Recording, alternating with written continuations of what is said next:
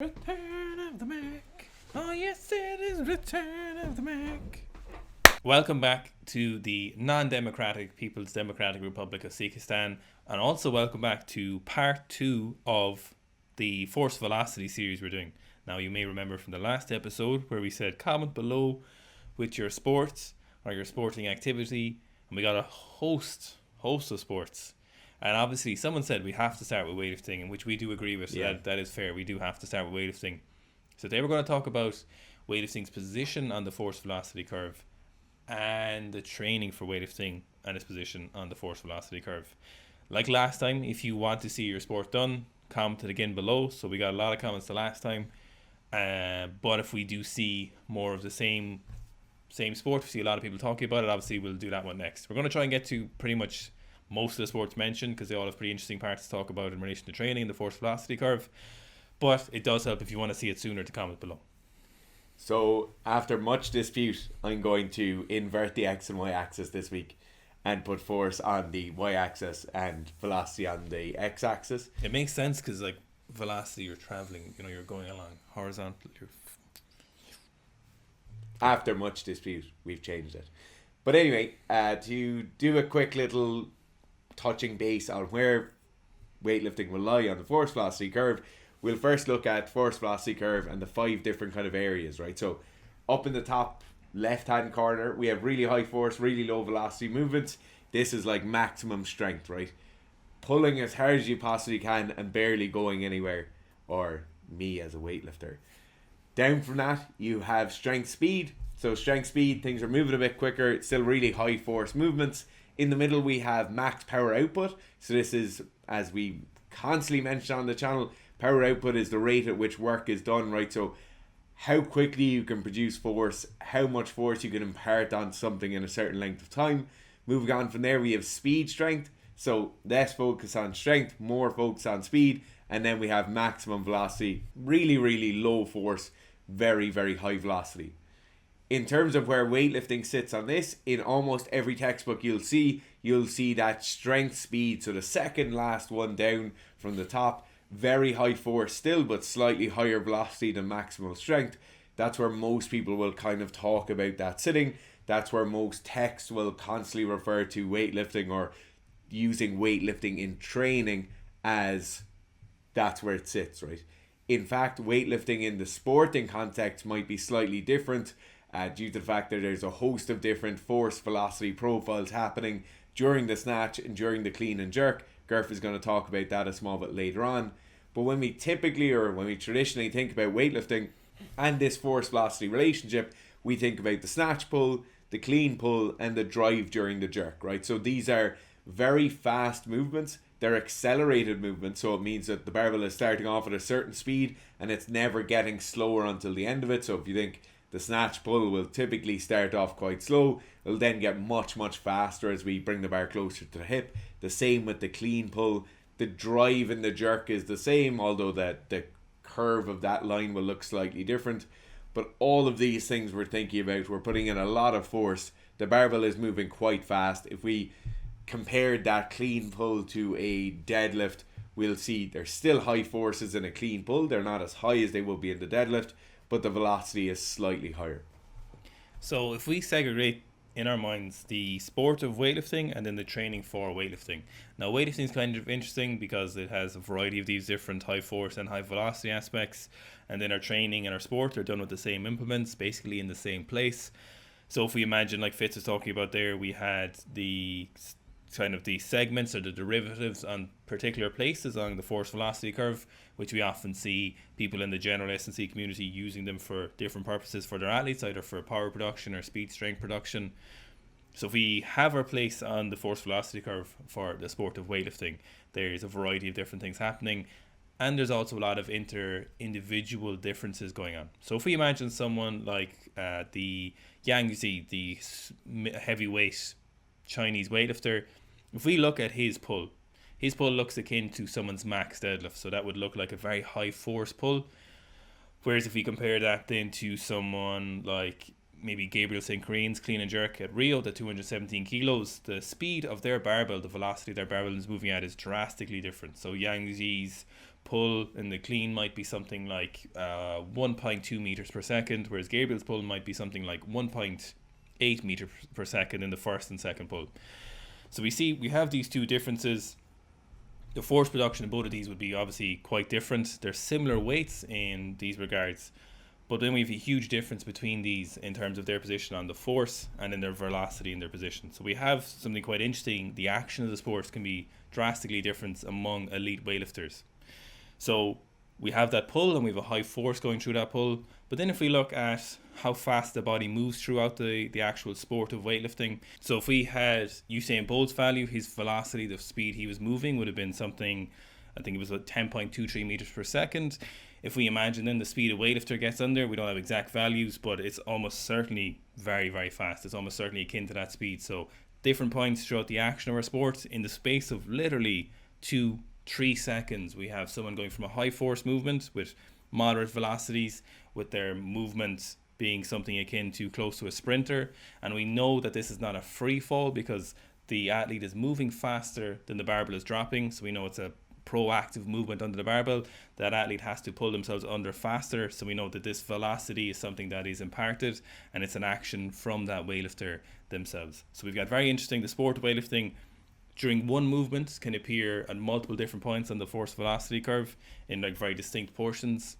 But then if we move on to, for example, the training of a weightlifter, which is kind of the interesting part of this series is, and we'll see with other sports as well, is that the training at different points will look quite different. So ideally, in an ideal world, really, for a training of a weightlifter, we'll have a lot of force training, but not too much. And then we will have a lot of velocity training, but not a huge amount of time will be spent on that. So we'll have as much as we can basically balance between both of those. Why don't we really see a huge or a very common separation between high force training and high velocity training in weightlifters? If we take elite level weightlifters, for example, because we'll get to amateur weightlifters in a second.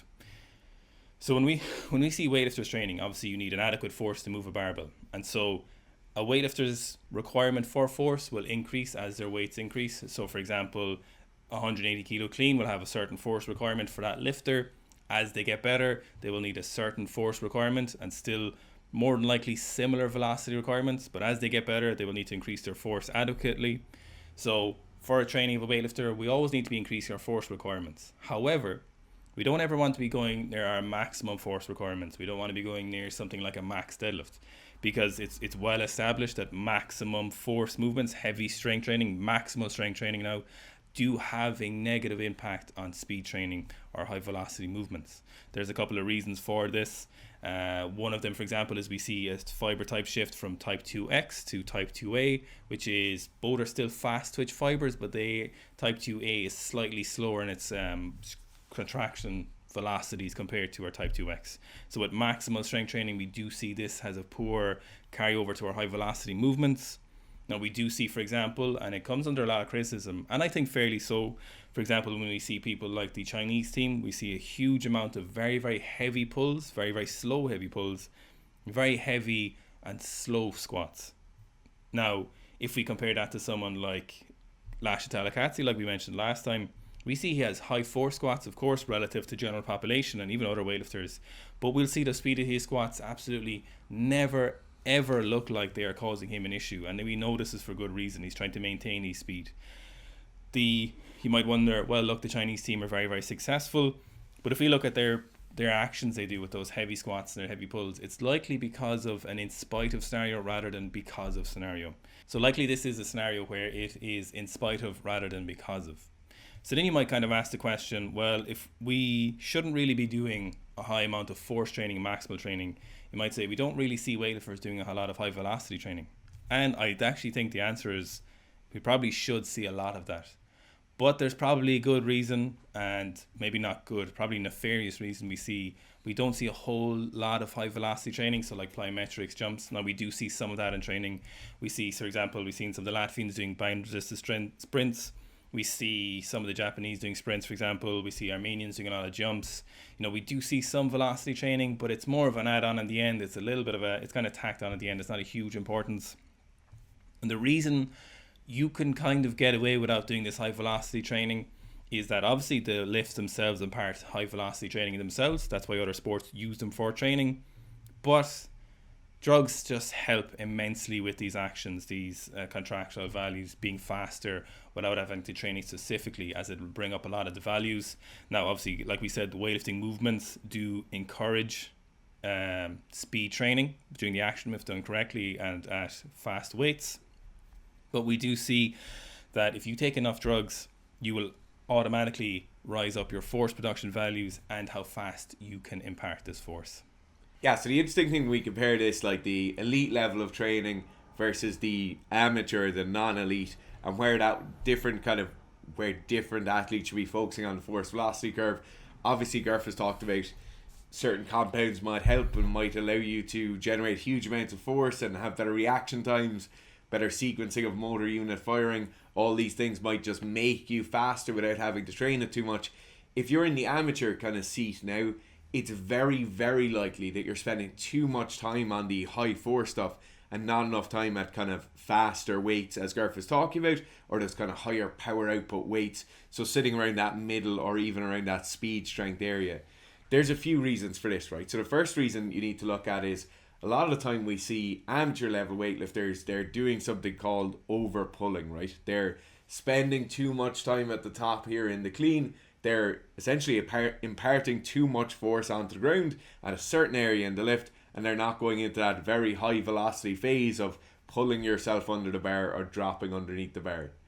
Also, a lot of the kind of hallmarks of non-elite weightlifters, or where non-elite weightlifters fall down a lot, is their coordination and their reaction time at heavier weights isn't quite where it should be. So when we see very, very good or very elite level weightlifters, that pulling under, that third pull is phenomenally sharp. We see them appearing to be really fast. They are really, really fast. And that speed is something that really, as you're progressing from being a beginner to being a novice to being amateur level, the speed is something that actually increases. So if you are sitting in that kind of amateur seat, as most of us are, and you're looking at, okay, is there an area I could probably spend a bit more time in? It's very likely for most people the area they want to spend more time in will be towards the bottom of that curve in the lower force, higher velocity area. An interesting note to kind of finish up on is when we look at force velocity and the relationship between the two, and when we look at scientific studies and what they actually do with like elite level weightlifters, there's a really nice German paper on this. So they looked at a snatch high pull as being predictive of snatch 1RM. So basically, get someone into the gym or get someone into the lab, look at the force they're producing during a snatch high pull, look at the velocity they produce in that bar during a snatch high pull, and then see, can it be predictive of 1RM. So what they did was they got the force velocity relationship during the acceleration phase. That's a combination of first and second pull. And they basically said that by looking at the force velocity relationship during the acceleration phase, you can predict 1RM values to within plus or minus 1.5 kilos of 1RM.